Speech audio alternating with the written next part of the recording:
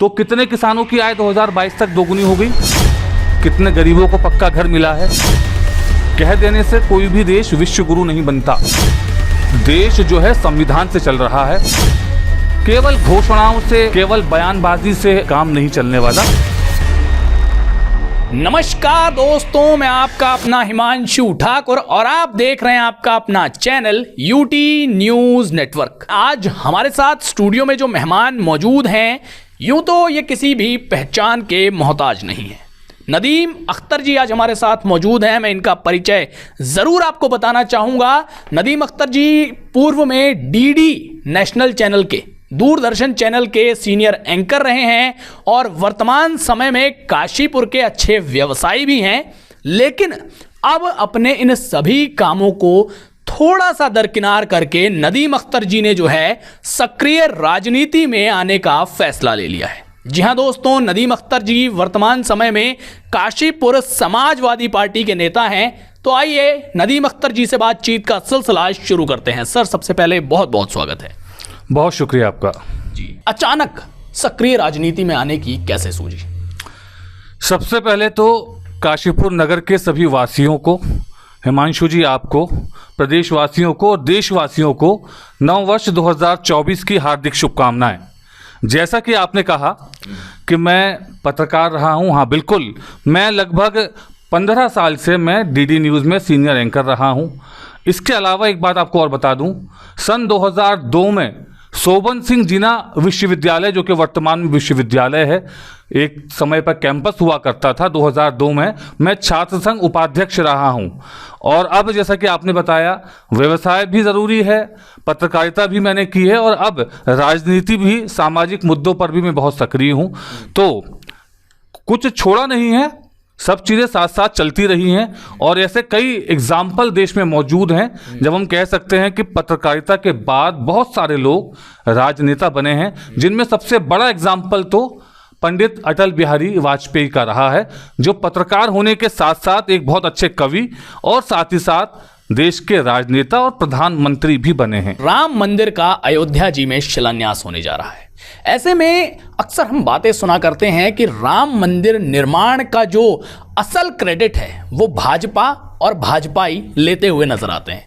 आपकी इस बात पर क्या प्रतिक्रिया है? क्या वाकई राम मंदिर निर्माण का क्रेडिट भाजपा और भाजपाइयों को मिलना चाहिए? देखिए, जहाँ तक राम मंदिर का सवाल है, राम मंदिर पर जो विवाद था, उस विवाद के इतिहास के बारे में हम सभी बहुत अच्छे से परिचित हैं। आपको याद होगा कि वो विवाद सुप्रीम कोर्ट तक पहुंचा और सुप्रीम कोर्ट ने उस विवाद का निपटारा किया है। सुप्रीम कोर्ट ने उस स्थान पर राम मंदिर की अनुमति दी है और साथ ही साथ उसी अयोध्या में एक बाबरी मस्जिद का भी फैसला आया है, यानी कि बाबरी मस्जिद भी अयोध्या में ही बनेगी। तो ये फैसला सुप्रीम कोर्ट का है और सुप्रीम कोर्ट के फैसले को मानने के लिए न केवल सरकारें बल्कि प्रशासन और आम जनता भी बाध्य है।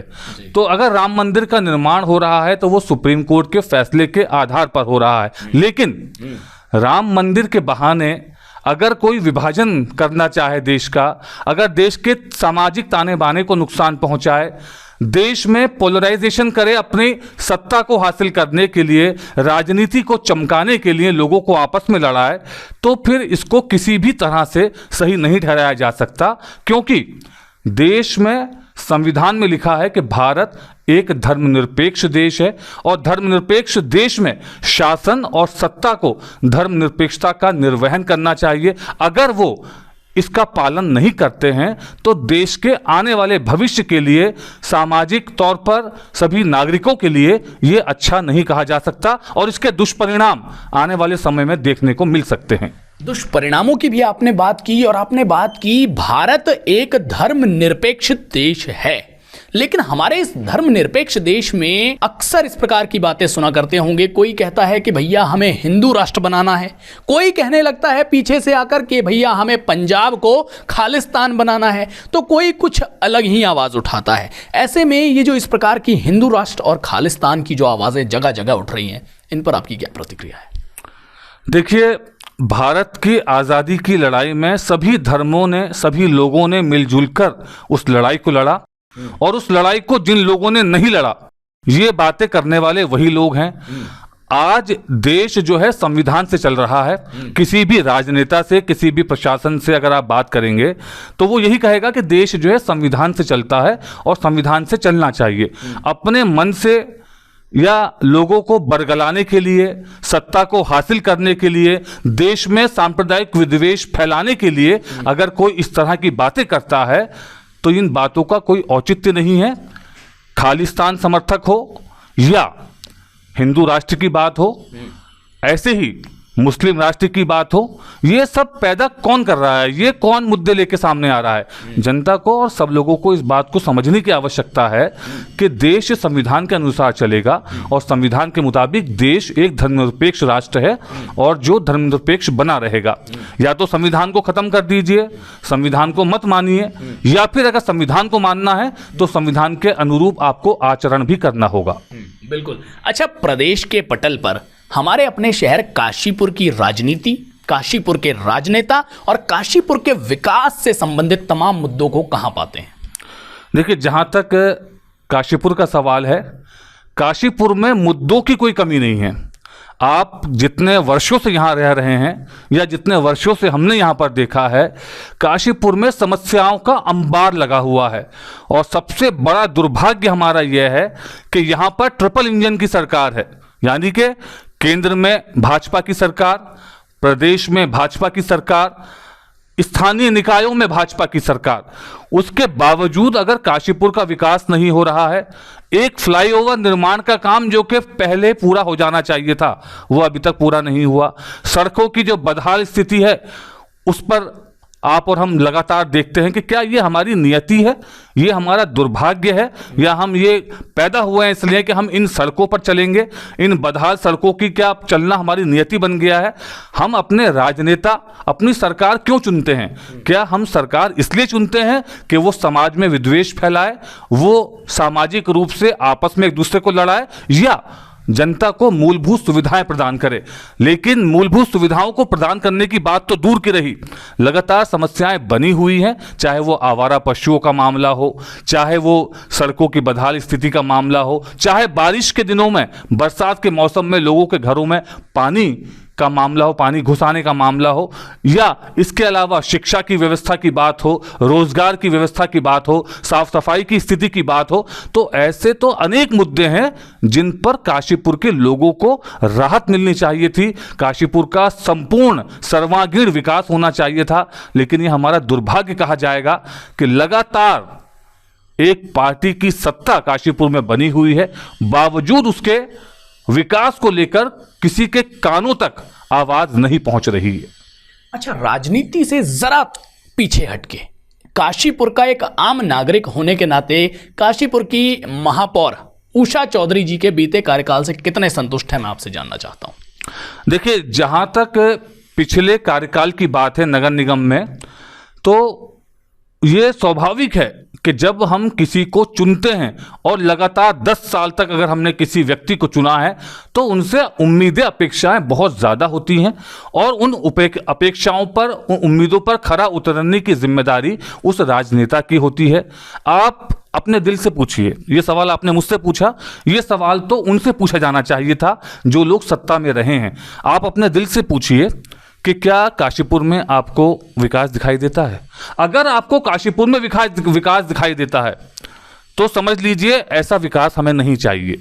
काशीपुर में जितनी भी समस्याएं हैं उन समस्याओं को हल किया जा सकता है, लेकिन इसके लिए विजन की आवश्यकता है, इसके लिए आपके विल की, यानी कि आपके इच्छा शक्ति की आवश्यकता है, इसके लिए आपको काम करने की आवश्यकता है।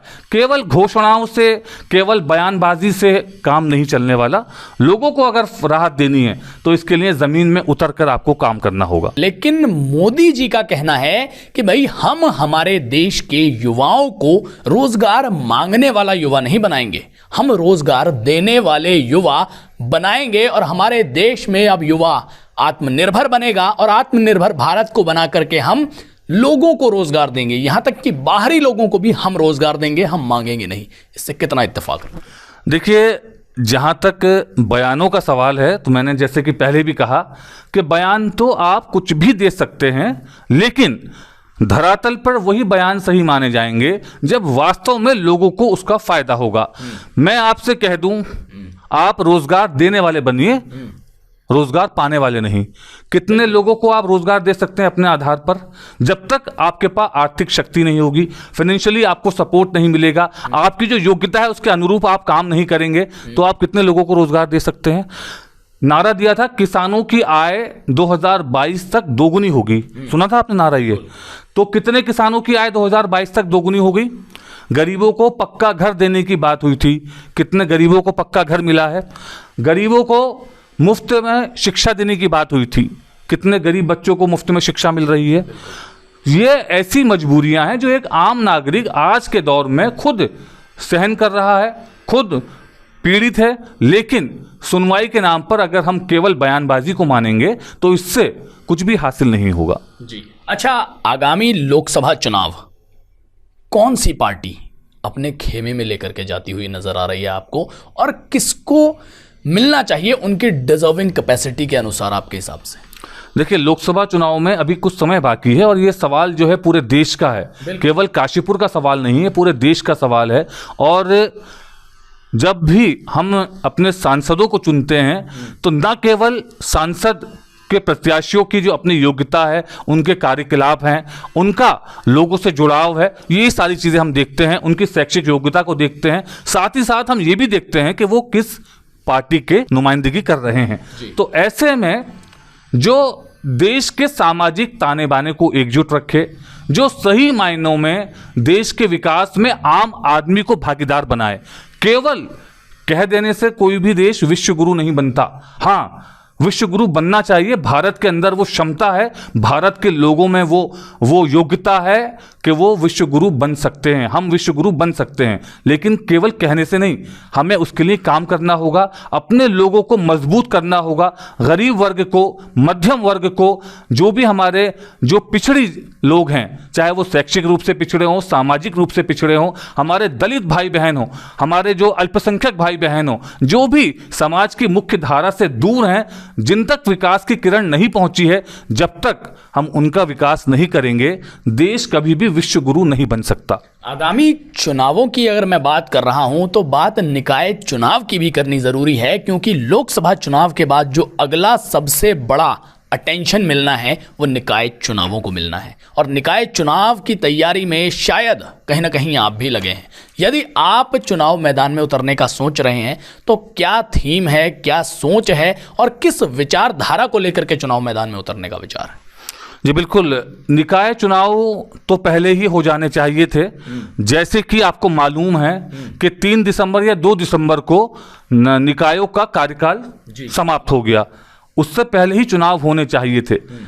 किन्हीं कारणों से, वो तो सत्ता पक्ष के लोग बताएंगे या चुनाव आयोग बताएगा कि किन कारणों से चुनाव नहीं हो पाया, लेकिन अब जब भी चुनाव होंगे, उस चुनाव को लेकर अगर पार्टी मुझे प्रत्याशी के तौर पर मौका देती है, समाजवादी पार्टी अगर मुझे प्रत्याशी के तौर पर मौका देती है, तो मैं मेयर के तौर पर जरूर लोगों के बीच जाऊंगा। लेकिन उससे पहले मेरा ये मानना है कि केवल चुनाव को लेकर हमें सक्रियता नहीं दिखानी है, हमें लोगों से सामाजिक रूप से जुड़ना है, लोगों की समस्याओं को उठाना है, लोगों के लिए संघर्ष करना है। और मैं तो उन साथियों को अपने साथ लेके चलना चाहता हूं जो काशीपुर के विकास में भागीदार बनना चाहते हैं, जो लोगों का सच्चे दिल से विकास चाहते हैं और चाहते हैं कि जो काशीपुर की समस्याएं हैं उनसे हमें निजात मिले।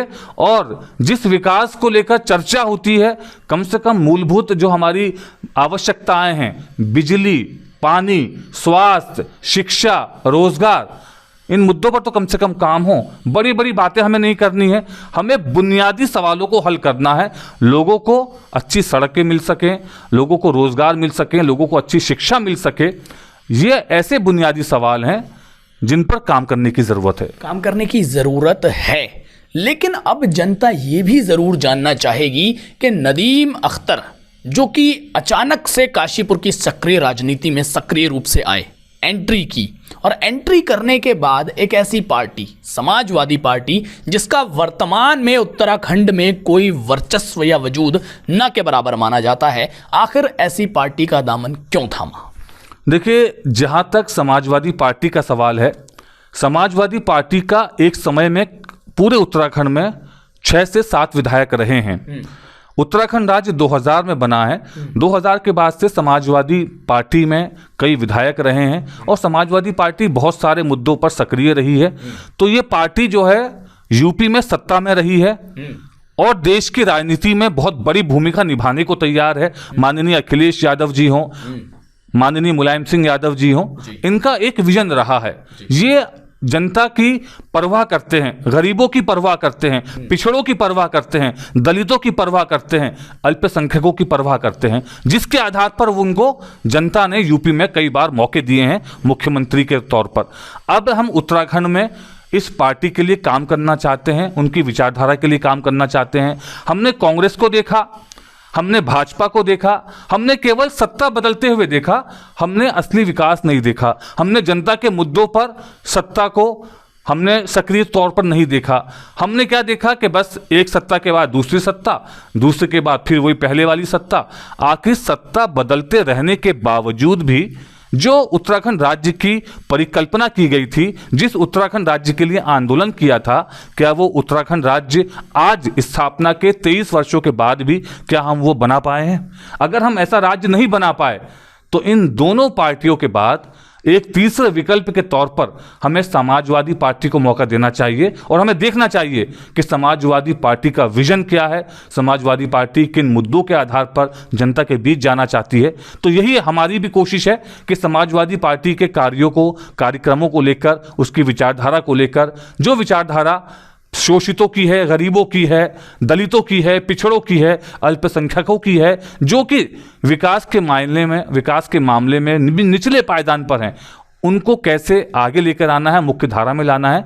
इन्हीं कार्यक्रमों और नीतियों के साथ हम जनता के बीच में जाना चाहते हैं और हमें उम्मीद है आने वाले समय में समाजवादी पार्टी उत्तराखंड में एक तीसरे विकल्प के रूप में आपके सामने होगी। चलिए, बहुत धन्यवाद नदीम अख्तर जी। तो साथियों, आपने सुना दूरदर्शन के पूर्व एंकर के रूप में समूचे देश में अपनी पहचान बनाने वाले और वर्तमान समय में हमारे काशीपुर की राजनीतिक जगत में अचानक एंट्री करके धमाल मचाने वाले नदीम अख्तर जी को। अब इनका कहना है कि भैया आने वाले चुनावी समय में हमारे उत्तराखंड प्रदेश के लिए जो समाजवादी पार्टी है वो तीसरे विकल्प के रूप में उभर करके आएगी। अब इनकी बातों से आप लोग कितने सहमत हैं, कितने नहीं हैं, ये आप कमेंट सेक्शन में स्वतंत्र रूप से लिख करके बता सकते हैं। अगले वीडियो तक के लिए मेरी प्रतीक्षा कीजिए। धन्यवाद।